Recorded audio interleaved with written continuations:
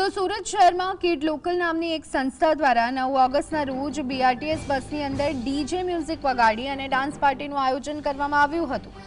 આ ઘટનાનો video reel સ્વરૂપે સોશિયલ મીડિયા પર અપલોડ થતા ભારે વિવાદ સર્જાયો। વિડીયોમાં બસની અંદર યુવક યુવતીઓ ડીજે મ્યુઝિક પર ડાન્સ કરતા જોવા મળ્યા, જેની ટીકા થઈ રહી છે। સુરત મહાનગરપાલિકા સિટી લિંક વિભાગે સ્પષ્ટ કર્યું છે કે આ કૃત્ય ગેરકાયદેસર છે અને આ માટે કોઈપણ પ્રકારની પરવાનગી આપવામાં આવી ન હતી।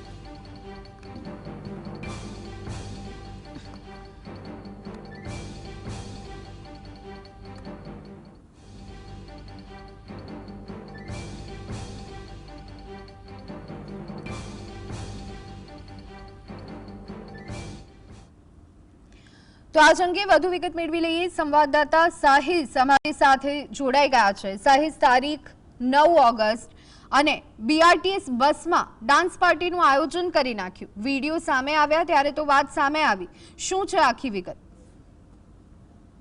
બિલકુલ, તે ચોક્કસપણે ધ્વનિ 18 કિલોમીટરનો રૂટ હતો અને તેનો વિડીયો હાલ સોશિયલ મીડિયા પર વાયરલ થતાની સાથે જ હવે તંત્ર હરકતમાં આવ્યું છે।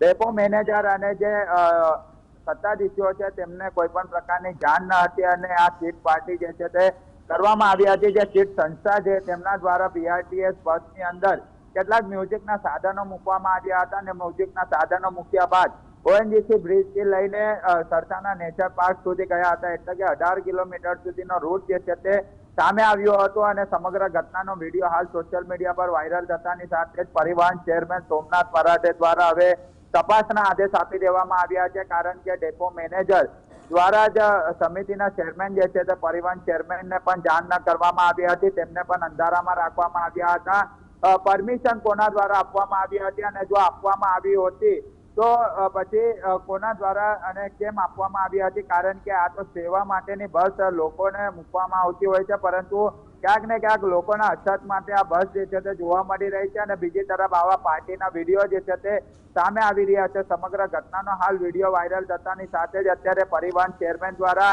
કાયદાકીય તપાસની માંગ જે છે તે કરવામાં આવી રહી છે। ડેપો મેનેજરને ટેલિફોનિક વાતચીત કરવામાં આવી હતી। ડેપો મેનેજરને સ્પષ્ટપણે પૂછવામાં આવ્યું હતું કે આ વિડીયો ક્યારનો છે અને તમે પરમિશન કેમ આપવામાં આવી હતી, તમે પરમિશન આપવાવાળા કોણ છે? સમગ્ર બાબતને જોતા ડેપો મેનેજર હતા તે ગોલ ગોલ જવાબ જે છે તે આપી રહ્યા હતા અને સોમનાથ મરાઠે જે પરિવહન ચેરમેન છે તેમના દ્વારા જણાવવામાં આવ્યું છે કે હવે ડેપો મેનેજર સામે પણ પગલાં લેવામાં આવશે અને જે કીડ સંસ્થા હતી જેમના દ્વારા મ્યુઝિક વગાડવામાં આવી રહ્યું હતું તેમની સામે પણ કાયદાકીય પગલાં લેવાની માંગ જે છે તે હાલ કરવામાં આવી રહી છે। એટલે સમગ્ર વિડીયો સોશિયલ મીડિયા પર વાયરલ થયા બાદ અત્યારે તંત્ર હરકતમાં આવ્યું છે। ડેપો મેનેજર જે હતા તેમના દ્વારા આ પરમિશન આપવામાં આવી હતી તેવું અત્યારે પ્રાથમિક માહિતી અત્યારે સામે આવી રહી છે, પરંતુ ડેપો મેનેજર પાસે કઈ સત્તા છે કે આ પાર્ટીની પરમિશન તે આપી શકે, પરંતુ સમગ્ર ઘટનાનો વિડીયો વાયરલ થયો છે। અવારનવાર સુરતની બીઆરટીએસ સિટી બસ વિવાદોની વચ્ચે રહેતી હોય છે, ત્યારે ફરી એક વિવાદ જે છે તે હાલ સામે આવ્યો છે અને હાલ પાર્ટી એટલે કે 18 કિલોમીટર સુધીનો રૂટ પર આ ડીજે પાર્ટી કરવામાં આવી હતી અને આ વિડીયો અત્યારે જૂનું હોવાનું સામે આવી રહ્યું છે, પરંતુ અત્યાર સુધી સત્તાધીશોના ધ્યાન પર ન આવ્યું હતું। હાલ મીડિયાની અંદર વાયરલ થયા બાદ સત્તાધીશો અત્યારે હરકતમાં આવ્યા છે અને તેમના દ્વારા પણ તપાસના આદેશ આપી દેવામાં આવ્યા છે, પરંતુ ધ્વનિ સૌથી મહત્વની વાત એ છે કે ડેપો મેનેજર સામે હવે કાયદાકીય પગલાં અને તેમને નોટિસ આપવામાં આવશે અને તેમને સસ્પેન્ડ કરવામાં આવશે તેવી વાત જે છે તે પરિવહન ચેરમેન સોમનાથ મરાઠે દ્વારા કરવામાં આવી છે। જી આભાર સાહિસ, સમગ્ર માહિતી આપવા બદલ।